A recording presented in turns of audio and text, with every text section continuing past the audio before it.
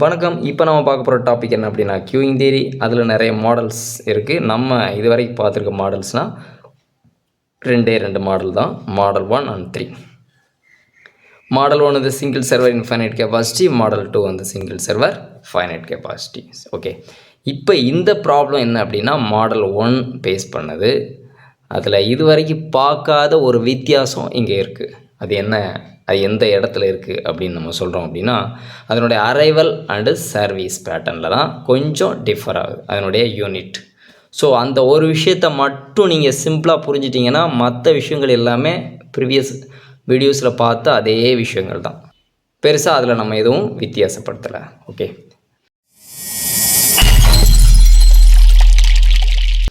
Problem என்ன அப்படிங்கிறத அப்படியே ஃப்ரீக்வெண்ட்டாக பார்க்கலாம்.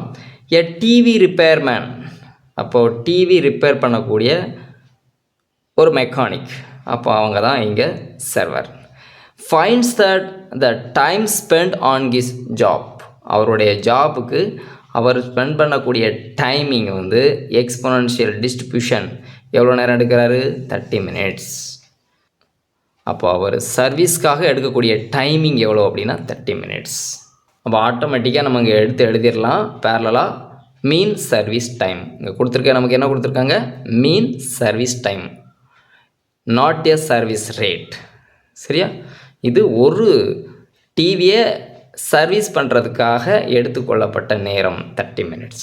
ஓகே, அப்போ செகண்டரி அங்கே என்ன கொடுத்துருக்காங்கன்னு பாருங்கள். இஃப் கி repair sets in the order in which they come which follow a Poisson arrival. Arrival என்னன்னு சொல்லுவோம்னா Poisson arrival pattern with average rate டைரெக்டாக கொடுத்தாச்சு.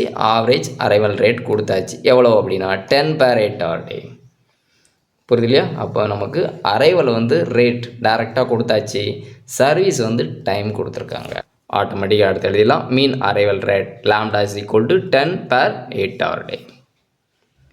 சரியா, ரைட். இப்போ நம்ம என்ன சொல்லியிருக்கோம் ஆல்ரெடி, லேம்டாவும் மியூவும் சேம் யூனிட்டில் இருக்கணும், ரெண்டுமே ரேட்டில் இருக்கணும், அதாவது பேர் யூனிட் ஆஃப் டைமில் இருக்கணும். இதுதான் நம்ம மெயினாக பார்க்கக்கூடிய விஷயம் கியூயிங் தியரியில். ரைட், லேம்டா வந்து என்ன கொடுத்துருக்கு, பேர் டே அப்படின்னு கொடுத்தாச்சு. இங்கே என்ன கொடுத்துருக்கு, சர்வீஸ் டைமில் கொடுத்துருக்கு. அதை முதல்ல என்ன செய்யுங்க, பேர் யூனிட் ஆஃப் டைமுக்கு மாற்றுங்க. அப்போது ஆட்டோமேட்டிக்காக அதை தலைகீழியாக எழுத வேண்டும். இப்போ 1/30 இங்கே மினிட்ஸ் ஆயிருந்துச்சுன்னா பேர் மினிட்ஸ். ஓகே, இப்போ இங்கே பாருங்கள், இங்கே நமக்கு வந்து மியூ வந்து பெர் மினிட்ஸில் இருக்குது, ஆனால் இங்கே அரைவல் வந்து பெர் டேயில் இருக்குது. அப்போ முதல்ல என்ன செய்யணும், மினிட்ஸை ஹார்ஸ்க்கு மாற்றணும். அப்போ ஹார்ஸ்க்கு மாற்றணும்னா 60ஆல் பெருக்கணும். புரியுதா, இன்ட்டு 60. அடுத்து வந்து பார்த்தீங்க அப்படின்னா பெர் டேன்னு கொடுத்துருக்கு. இந்த 8 ஹவர்ஸ்னு கொடுக்காம வெறும் பெர் டேன்னு கொடுத்தா இங்கே அடுத்து நம்ம என்ன பண்ணிடணும், 24ஆல் பெருக்கணும். ஆனால் அங்கே என்ன கொடுத்துருக்கு, அந்த மெக்கானிக் ஒரு நாளைக்கு என்ன செய்கிறாராம், 8 ஹவர்ஸ் மட்டும்தான் ஒர்க் பண்ணுறாரு. அப்போ இன்ட்டு 8. புரிஞ்சு இல்லையா? ரைட். இப்போ இதை கேன்சல் பண்ணுங்கள், ஆட்டோமேட்டிக்காக உங்களுக்கு என்ன கிடைக்கும், 16ன்னு கிடைக்கும், 16. அப்போ ஒரு நாளைக்கு அவர் என்ன செய்கிறாரு, அந்த 8 மணி நேரத்தில் 16 செட், அதாவது 16 டிவி செட்ஸ் என்ன செய்கிறாரு அப்படின்னா சர்வீஸ் பண்ணுறாரு. ஒரு நாளைக்கு எவ்வளோ வருது, அந்த 8 ஹவர்ஸில் அரைவல் வந்து 10 டிவி செட்ஸ் வருது. அவர் 16 செட்ஸ் என்ன செய்கிறாரு அப்படின்னா சர்வீஸ் பண்ணுறாரு, அதாவது அந்த வேகத்தில் பண்ணுறாரு அப்படின்னு அர்த்தம். சரியா, ரைட். இப்போ வந்து லேம்டா மியூ சொல்லியாச்சு. இப்போ ஆக்சுவலாக நம்ம வந்து இப்போ கொஞ்சம் ரிவர்ஸில் போயிட்டுருக்கோம். ஸோ நான் வந்து டைரெக்டாக ப்ராப்ளத்தை வந்து லேம்டா மியூவில் சொல்லணுங்கிறதுக்காக அப்படி சொன்னேன்.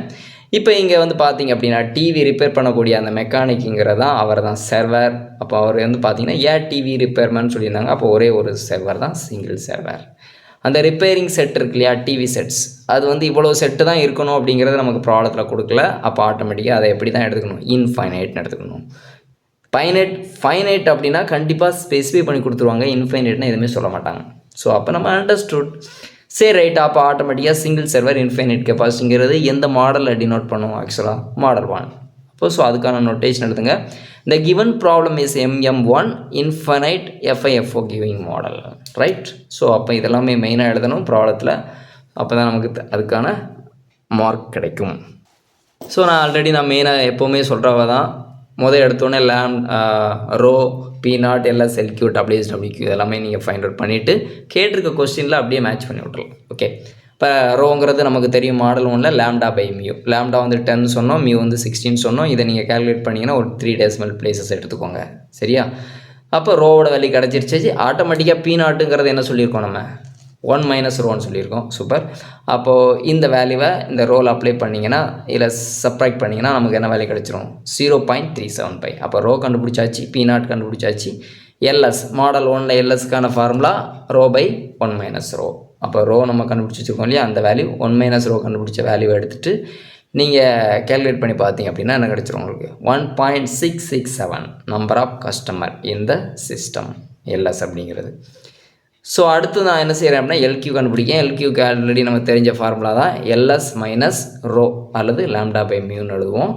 அப்போது ரோக்கான வேல்யூ தெரியும் 0.625, எல்எஸ்க்கான வேல்யூ தெரியும். ஸோ இதிலேருந்து நம்ம செப்பரேட் பண்ணால் நமக்கு எல்கியூ கிடச்சிரும். அடுத்த SSL WSWQ தான் simple logic. 1 by lambda LS by லாம்டான்னு எழுதிக்கோங்க. ஸோ அதுக்கான வேல்யூ வந்து 0.67167. அடுத்து WQங்கிறது 1 பை லாம்டா எல்கியூ. ஸோ லாம்டாக்கான வேல்யூ 10 அப்ளை பண்ணிவிட்டு இதை நீங்கள் ஃப்ராக்ஷன் போட்டிங்க, இதை நீங்கள் கேல்குலேட் பண்ணிங்க ஆட்டோமேட்டிக்காக 0.105 அப்படிங்கிறது கிடச்சிரும். சரி, இது எல்லாமே டைம். ஸோ இப்போ நம்ம என்ன செஞ்சோம்னா வரிசைக்காக நம்ம சொன்ன மாதிரி rho P not LS LQ WSWQ find out பண்ணியாச்சு. சரி, கொஸ்டின் என்ன கேட்டிருக்காங்க ப்ராப்ளத்தில் அப்படிங்கிற ஜஸ்ட் நீங்கள் பார்த்தீங்க அப்படின்னா உங்களுக்கு ஒரு ஐடியா கிடச்சிரும். சரி, கொஸ்டின் நம்பர் 1 என்ன அப்படிங்கிறத பார்க்குறோம். நல்லா புரிஞ்சு கவனிக்கணும். What is a ரிப்பேர்மேன்? ரிப்பேர்மேனுங்கிறத யார் இங்கே டினோட் பண்ணுறோம் அப்படின்னா சர்வர். சரியா, அந்த டிவி ரிப்பேர் பண்ணுறா இல்லையா, அவர் தான் சர்வர். அந்த சர்வர் வந்து எக்ஸ்பெக்டட் ஐடியல் டைம் ஈச் டே. அப்போ அன்னைக்கு ஒவ்வொரு நாளும் அவர் வந்து எவ்வளோ நேரம் ஐடியலாக இருப்பார், புரியுதுல, எவ்வளவு நேரம் ஐடியலாக இருப்பார். அப்போ அவர் ஒர்க் பண்ணுற நேரம் எவ்வளவு, 8 hour ஒர்க் பண்ணுறாரு. அதில் எவ்வளோ நேரம் அவர் வந்து ஐடியலாக இருப்பார். சரியா, அப்போ ஐடியல்ங்கிற வார்த்தை வந்துச்சுனாலே நம்ம என்ன கண்டுபிடிக்கணும், ஐடியலுக்கான ப்ராபபிலிட்டி முதல்ல கண்டுபிடிக்கணும். ஐடியலுக்கான ப்ராபபிலிட்டி என்னது, பி நாட். அப்போ ஃபஸ்ட்டு என்ன பண்ணுங்கள் அப்படின்னா ரிப்பேர்மேன் ஐடியலுக்கான ப்ராபபிலிட்டி கண்டுபிடிங்க. ப்ராபபிலிட்டிங்கிறது பி நாட், ஐடியலுக்கான ப்ராபபிலிட்டி பி நாட். ஸோ நமக்கு கேட்குறது என்ன அப்படின்னா ஒரு நாள் அவர் அந்த 8 hourல எவ்வளவு நேரம் ஐடியலாக இருப்பார். அப்போ இந்த ப்ராபபிலிட்டியை அவர் ஒர்க் பண்ணுற நேரத்தால் மல்டிப்ளை பண்ணிங்கன்னா நமக்கு என்ன கிடச்சிரும், அவர் எவ்வளோ நேரம் ஐடியலாக இருக்கிறார் அப்படிங்கிறது கிடச்சிரும். சரியா, அவர் ஒர்க் பண்ணுற நேரம் எவ்வளவு, 8 hour. அப்போ 8 hourஆல் ப்ராபபிலிட்டியை மல்டிப்ளை பண்ணிட்டீங்கன்னா உங்களுக்கு ஐடியல் டைம் ஹவர்ஸ் கிடச்சிரும். சரியா, இது நம்பர் 1 கொஸ்டின். ரெண்டாவது கொஸ்டின் என்ன அப்படின்னா ஹவு மெனி ஜாப்ஸுங்கிறது என்ன அப்படின்னா வரக்கூடிய கஸ்டமர். சரியா, டிவியை கொண்டு போகிறோம் ரிப்பேர் பண்ணுறதுக்கு, நம்ம தான் அவருக்கு ஜாப் கொடுக்குறோம். அப்போது இங்கே என்ன சொல்லணும், கஸ்டமர்னு ஞாபகம் வச்சுக்கோங்க. ஆவரேஜாக எவ்வளோ நம்பர் ஆஃப் ஜாப்ஸ் சிஸ்டத்துக்குள்ளே வருது அப்படிங்கிறத நம்ம எப்படி சொல்லுவோம், ஆவரேஜ் நம்பர் ஆஃப் கஸ்டமர் இந்த சிஸ்டம். அப்போ ரெண்டாவது கொஸ்டின் தான் இருந்து ஆவரேஜ் நம்பர் ஆஃப் கஸ்டமர் இந்த சிஸ்டம்ங்கிறது எல்எஸ். சரியா, அடுத்து தேர்ட் கொஸ்டின் அலைய டேரெக்டாக கொடுத்தாச்சு. What is average number of jobs அப்படிங்கிறது ஆவரேஜ் நம்பர் ஆஃப் கஸ்டமர் இந்த நான் எம்டி கியூ.